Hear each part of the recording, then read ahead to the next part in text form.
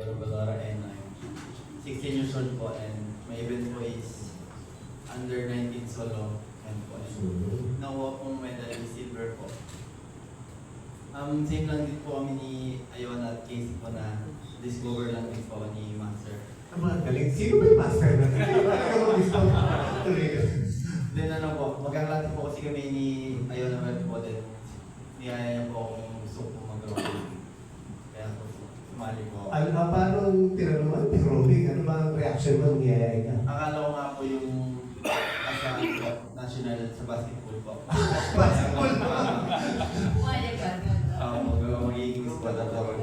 Oo, nabudol ka rin ha? Alam mo, basketball ha? Then may na-read ko nung bola nun, akala ko. May papa ng bola. So, plan natin, the future, tuloy-tuloy ba ito? Ano ba? Nagustuhan mo ba?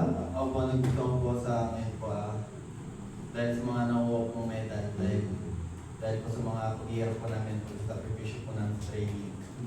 Nagkakaroon naman po ng magaganda pong resulta po. Yes. Thank you, Matt. Once again. Then, nagpapasalamat po kay Sir Patrick sa wala po. Sa support po sa amin din. Yes. Sa mga coaches po na wala po sa akong tututuro po sa amin. Yeah, thank you. Okay, then. Thank you, Matt. Seniors? Ako po si Amelie Pangilinan. Alvin. Amelie po kami. Na-discover po ako ni Coach Con and Coach Miss po sa Dragon Boat naman po ng club team po. Former po ako ng Army, sa Army team po ng Dragon Boat. Yun po. Alam ko po talagang rowing, Dragon Boat, yun po yung laging alam ng karamihan. Most especially lahat po ng mga sabi ko. Rowing, Dragon Boat yan, di ba? Hindi po, magkaibang po talaga. Lalo nung na-try ko po noong 2020, yan po, yun po yung pinaka-year na nakuha po ako ng... Ilan years kang nasa Dragon Boat before ka nag-transfer sa... 3 years po. 3 years. Sa Army ka gano'n? Di ba po? Before po noon, pag-graduate ko na po talaga ng college, then may special, po kasi sa Army, may special na mga sports team like that, may regular, may special enlist na, ayun po, nakilala ko yung sports na may nagsabi lang din sa akin, mag-Dragon Boat ka dito. Dito po, napa-assign po ako ng Taguig for Bonifacio. Then, nagtuloy-tuloy po nakita po, na-inspire po ako yung coach ko sa Army gym din. Kinausap niya po yung coach namin, na kabatchmate po nila. Then, pinakilala ko yung sports. Then, ayun po, tuloy-tuloy na din. Mag-try ka lang, try ko lang po sa lagay sa dunk. Then, ay, magkaiba pala to, singles ka, like that. Ano po, parang, yung adjustment period po, napaka-hirap po. Team event to singles ka. So, parang gano'n po. Dahil pong hardship na nangyari, then sabi ko, challenging, may purpose, bakit ako nakita, parang gano'n po. Tuloy-tuloy na rin po, one adjustment. Na pamahal na rin po sa sports, then tuloy-tuloy na rin po every year na nakikita-compete, gano'n po. Then, yun, thankful na nakita ko ako ng mga coaches, then tuloy-tuloy yung improvement like that. Then, ngayon po, masaya kasi may different, na po yung rowing, naging dalawa po, may coastal and classic. Yun po. Ikaw NTP ka na, no? NTP na. Nasa national team. So, alam nila na pag NTP na, meron ka ng, di ba, monthly allowance. So, yan ang gusto niyo mangyari. No? Talaga sila. Under 19, they have allowance also. Yung under 19 meron yan. Yung mga 16-13 yan, magkaway sila dyan. Ha? Abangan nyo. Inspiration siya. Naging example po kami sa kanila. And thank you rin po sa mga coaches and especially mga staff ko ng mga association namin. And ganoon din po sa kay Sir Patrick na former president po namin sa support na nila sa amin. And of course kay Sir Commissioner. Thank you rin po sa reward na makukuha ng mga Okay, thank you very much. Last but not the least.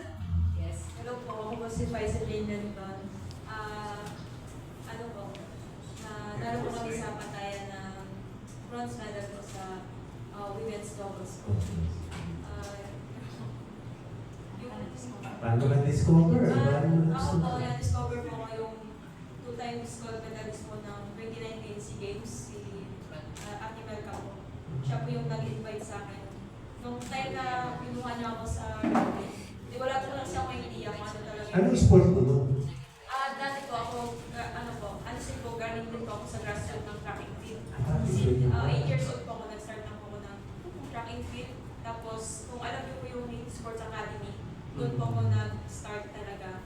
Nung elementary hanggang nag-high school, naglaro ng palarong pambansa. Anong sport? Anong event? Throwing ba? Fake ba yan? 400 meters at 800 Oh, meters. takbo sa kanya. Hindi throwing. So, then, Tapos yun, naglaro din po ako ng mga international competition like Asian School Games sa track and field. Tapos yun, pag-graduate ko ng college, parang noong time na yun, parang gusto ko mag-explore ng ibang sports din. Sakto yung in-invite ako ni Ate Melka sa ko. Yun din yung idea ko talaga, Dragon Boat. Kasi yun yung parang sikat talaga dito sa Pilipinas eh. Kaya yun, sabi ko, sige, try ko lang. Basta sinabi lang niya, basta yung rowing, hindi ito pa forward yung takwa ng bangka. pabalik. Sabi ko, paano yun? Sabi ko, paano yun?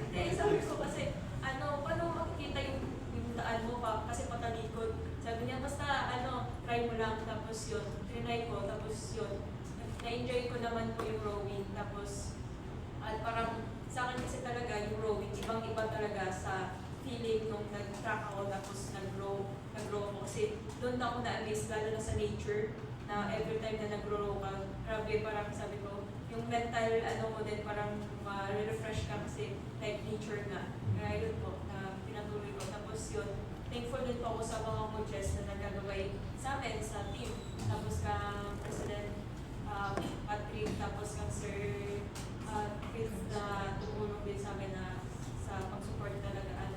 Yun din po na sa amin, sa sports na sa mga local government din po na matulungan din po talaga yung mga gano'n na ngayon sa Pilipinas na open yung marami tayong mga gagandang dagat dito sa Pilipinas. Why not yung mga places na may mga dagat na maganda like sa Palawan, sa ibang space na maganda na mag-build din po ng mga yung rowing academy din po.